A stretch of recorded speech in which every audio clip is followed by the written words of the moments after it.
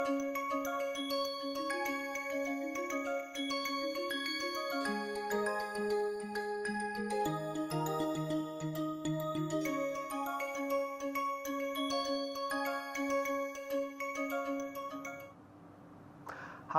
are you ready for today's class on photosystem 2?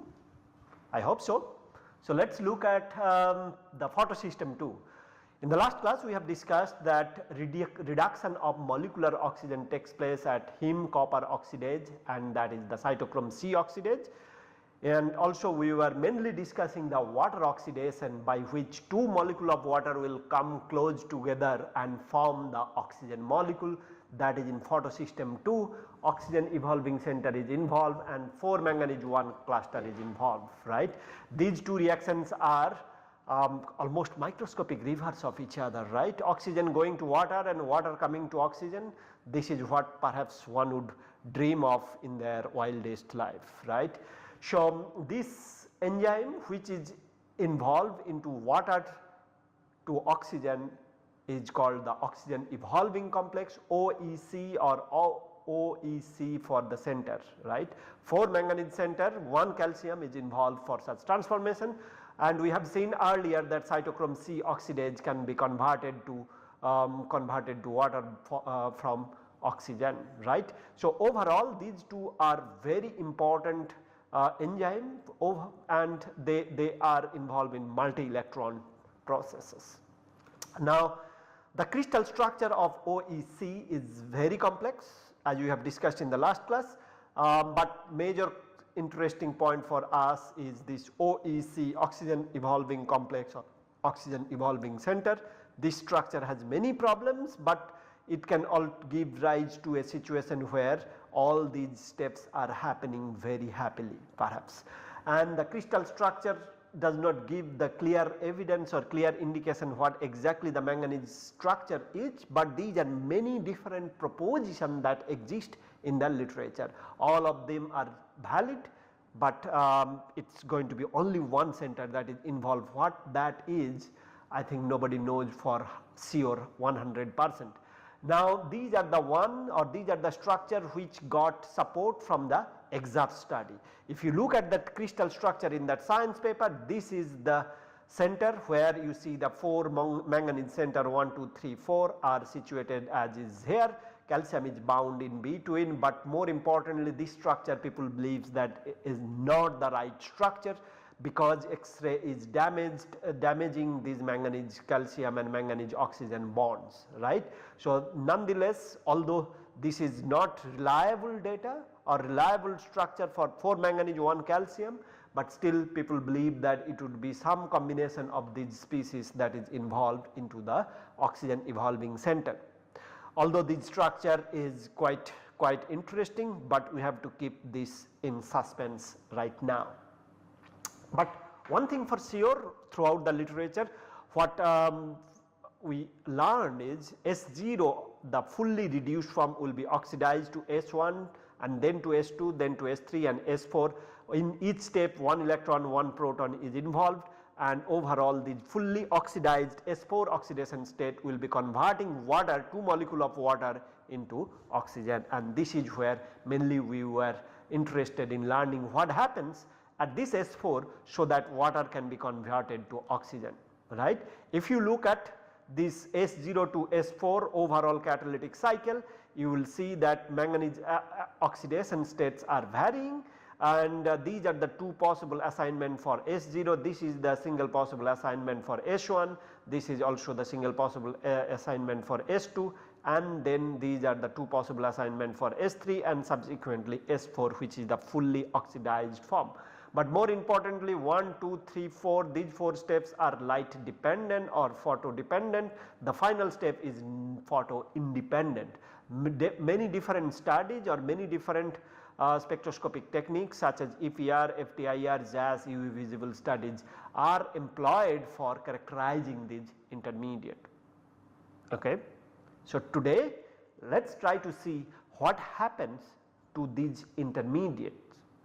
What are the oxidation state, what is the proposed intermediate for these water to oxygen formation.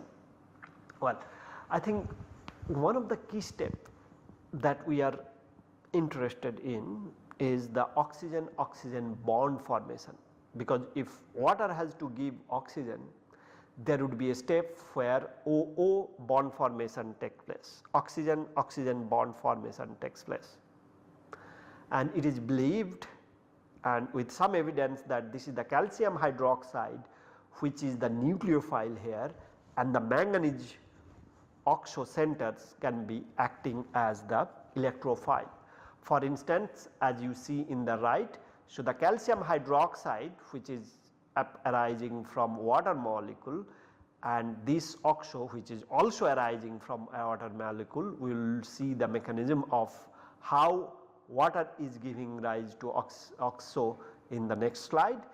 So, this calcium hydroxo can attack on the manganese 5 oxo bond to form the oxygen-oxygen center or oxygen-oxygen bond of the dioxygen molecule. Okay. It could be in this form, or it is a radical form as is shown over there, manganese 4 O dot. Alternatively, calcium hydroxide can be attacking a bridged oxo species as is shown over here, and then form the oxygen-oxygen bond. This rearrangement can be between the 3 manganese 1 oxo or 2 manganese 1 oxo. See the clarity at 100% level, or for a synthetic chemist level, for a bioinorganic chemist level, are not really there. So, therefore, we will discuss the possibilities and we will assume some of the possibilities to be actually happening and then move on from there. This is the model from the cyanobacterial photosystem 2 crystal structure. The crystal structure we have seen in the science paper. Well, many different studies are known, right. This is one by Yachandra et al. The proposal simply is that part of the 4 manganese calcium structure remained intact throughout the catalytic cycle. Only 2 manganese center is varying the oxidation state, and therefore, they are involved into the oxygen-oxygen bond formation process. The part which remained completely constant is shown in the bottom in here. If you look at S0 to S1 to S2, S3 and S4, this part remained constant. So, in all the cases it is a dimanganese 4 bis mu oxo intermediate, dimanganese 4 bis mu oxo intermediate. See, dimanganese 4 bis mu oxo intermediate. The part which is varying is this dimanganese with a lower oxidation state. To start with, it is proposed by Yachandra et al. Along with the experimental evidences that it is S0 where we have a manganese 2 and manganese 3 center, and this is the aqua molecule that we are talking about, and this is another water molecule or aqua molecule which is with calcium. So, the oxygen-oxygen bond will form between these 2 oxygen center. This manganese 2 plus will be oxidized by photon to give you the oxidized manganese 3 plus, a proton and electron released from the center will give rise to the manganese 3 aqua complex. This OH bridging hydroxo can give rise to the H dot as is in here, overall H plus and electron, and then this electron that is getting generated, O dot is getting generated, that can be reduced further by the manganese center to form O2 minus. So, that is going to be the oxo. So, manganese 3 manganese 2 oxo hydroxo species becomes manganese 3 dioxo intermediate. So, these are also dioxo, the only difference is these are in manganese 4 plus oxidation state. Over here this is a dimanganese bis mu oxo species. So, oxidation state is only varying, but remaining things are the same. At this position or at this point, yet another electron oxidation of this core will happen or will take place, where this manganese 3 will now be oxidized to manganese 4 plus. Now, this is a mixed valence center, manganese 3 manganese 4 bis mu oxo intermediate, water remains as it is, calcium hydroxide remains as it is. Subsequently, from this S2 state, as you see S0, S1 and S2, all of them are spectroscopically characterized. Specifically, EPR multi-line spectrum will be informative, although very complicated.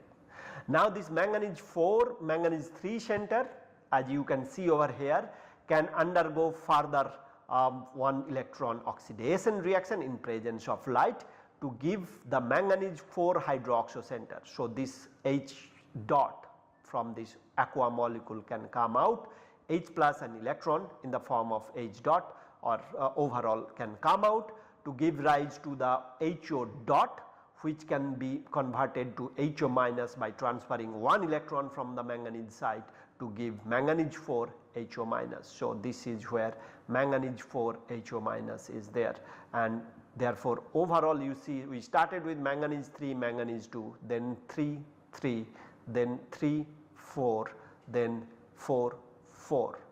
Overall manganese di or bis mu oxo species with di manganese center is forming. Along with that, there is a hydroxo which is essentially is ready now to form perhaps the oxygen bond. Not yet right now, it has to be oxidized further. So it can give rise to again an H dot. H dot will leave Mn4O dot, which is nothing but oxidized form would be manganese 4 is giving 1 electron to O dot to make it O2 minus. So oxo 2 minus, and manganese 5 oxo that is forming. So this manganese oxygen S double bond can be formed right over here, right. So at this stage it is believed that this hydroxo, which is sitting very close to this manganese oxo, now can attack this nucleophile, can attack on this electrophile to form the oxygen bond, and therefore overall 2 water molecule is giving rise to the oxygen and proton, and this overall process will convert S4 to S1. So what you have seen right now is quite fascinating reaction where these manganese centers are involved into the oxygen bond formation reaction. Not all of the centers apparently are involved in this process. It is the terminal manganese oxo bond formation which is the key, and subsequently calcium hydroxide or calcium aqua complex will be giving rise to the desired oxygen bond formation to give you the molecular oxygen from water. What an effective reaction it is. You see it's fascinating. As I said, this core remained completely constant throughout the catalytic cycle. Only this is the core, or only this is the center which is getting oxidized. Manganese 2, manganese 3 we have started with. In the final oxidized form it is becoming manganese 4, manganese 5 oxo, right.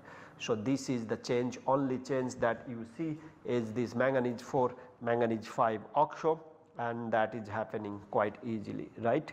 So what you have seen over here is manganese 3 and manganese 2 over here. You end up having manganese 4 and manganese 5 center along with the oxo, and this oxo is the one which is responsible for formation of the oxygen bond. As you have noticed, this manganese 2 first goes to manganese 3, this manganese 3 remain constant, and then this manganese 4 center is happening. So and finally, and then another water H atom transfer gives rise to the change in this manganese center. Finally, that is the again the manganese center which is undergoing. So overall in this step, if you see, this is the center, terminal center which is responsible for the oxidation almost at all the step, except in one step the second manganese is involved. So if you are looking at the overall crystal overall structure or overall chem draw of this proposed mechanism, then you will immediately realize that it is this center which remained completely constant or almost constant, except one time oxidation from manganese 3 to manganese 4, but otherwise this is the center which is the one responsible for chemistry. So manganese aqua complex is converted to manganese oxo complex.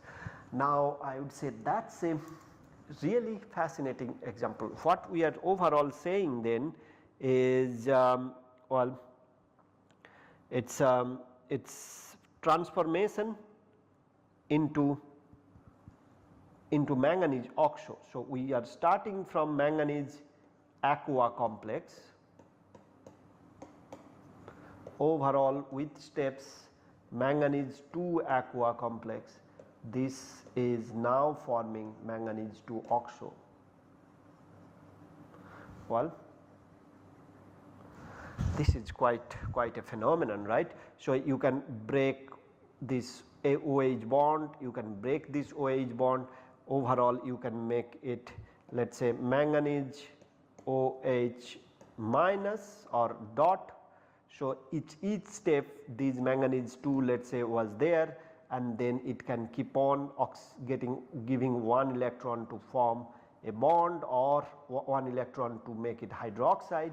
Overall it will reach to manganese 5 oxo when we are trying to form these manganese 2 to manganese 5 oxo bond formation. This proton and electron transfer will be the key transformation in these cases, right. So let us look at some other proposal that is existing over here. Let us look at in this quite interesting yet another proposal where it has been discussed by Blondin et al. That this is actually the tyrosine radical, which is from tyrosine phenol unit, is involved into the overall manganese oxo species formation. For instance, this manganese 4 hydroxo that is generated into the process. So we are looking at manganese 4 oxidation state. We oxo bridge, this, as I said, this remain constant, and the terminal case is over here. This is where manganese hydroxo is forming, and then of course there are other ligand involved, histidine is also involved. This manganese hydroxo is the focus. This manganese hydroxo, that H dot formation is facilitated by, or O dot formation is facilitated by this tyrosine radical. This proposal is, I think, quite interesting in a sense that that this gives rise to a direction from to where the H dot will be transferred. This phenoxy radical formation is quite seemingly quite exciting for the generation of manganese oxo radical. Overall this process helps you in forming the manganese 5 oxo intermediate, from where calcium hydroxo will be able to attack electrophilically on this oxygen atom. Okay. And therefore we will see that the oxygen bond forming process will take place to give rise to the dioxygen molecule, right. So that's quite fascinating, and we will be keep seeing these mechanistic details or change of the proposal from different groups, and all these studies are mainly based on the enzyme.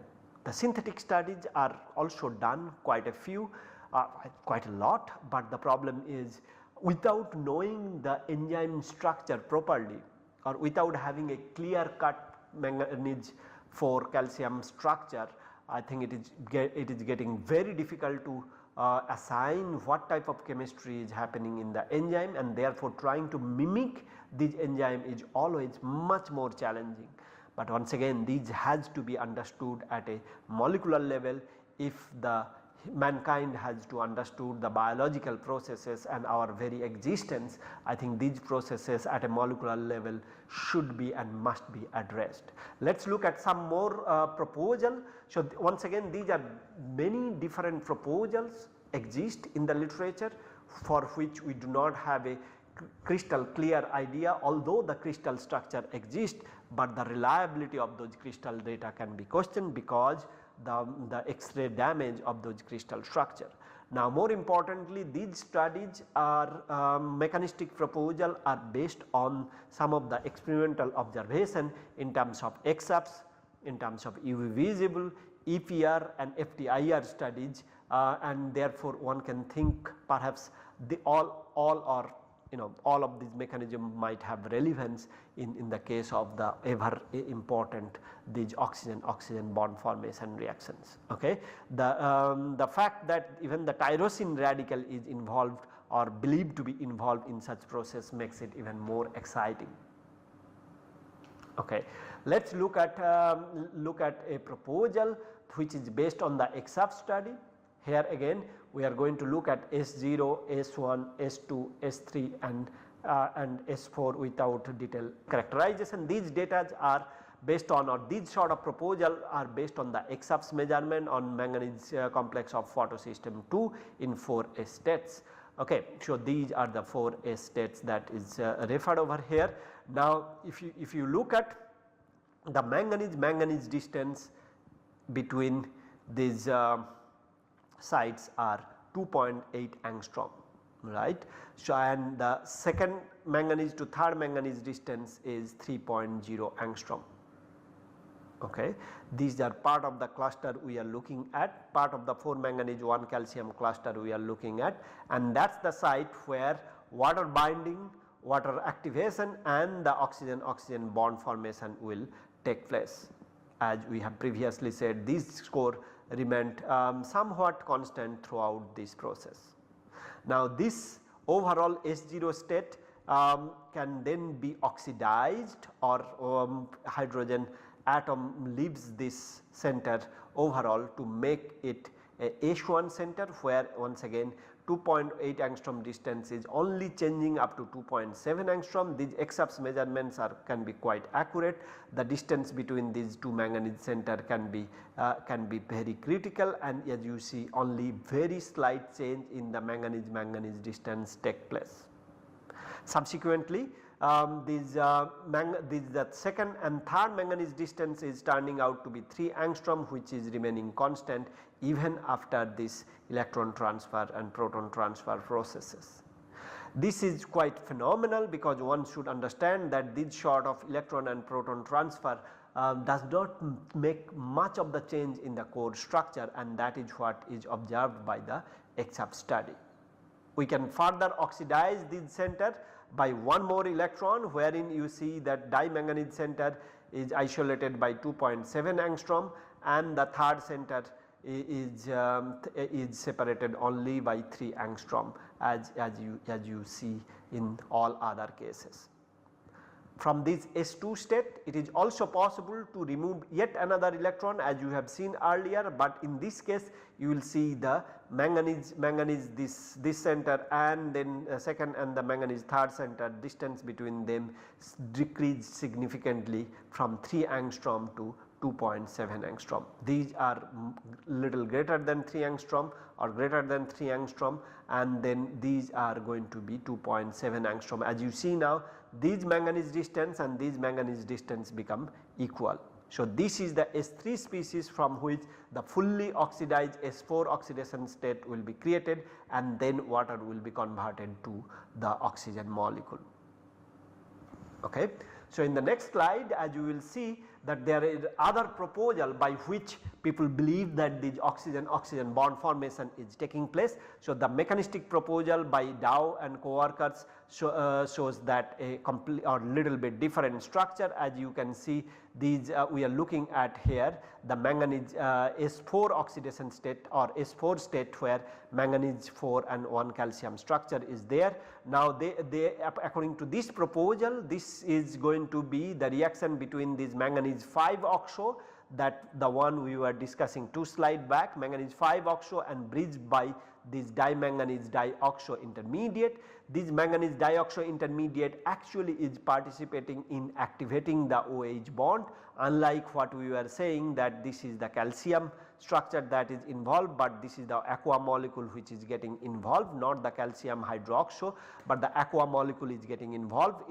In this stage it abstract hydrogen atom from this water molecule slowly but steadily. Okay, deprotonation and electron transfer overall occurs to gives rise to the manganese this dimanganese center with an HO dot radical, right. So, this manganese center will first then create a manganese 4 and O dot, which is nothing but manganese 5 oxo, no problem in there, but most importantly this aqua molecule is interacting with this bridged mu oxo species.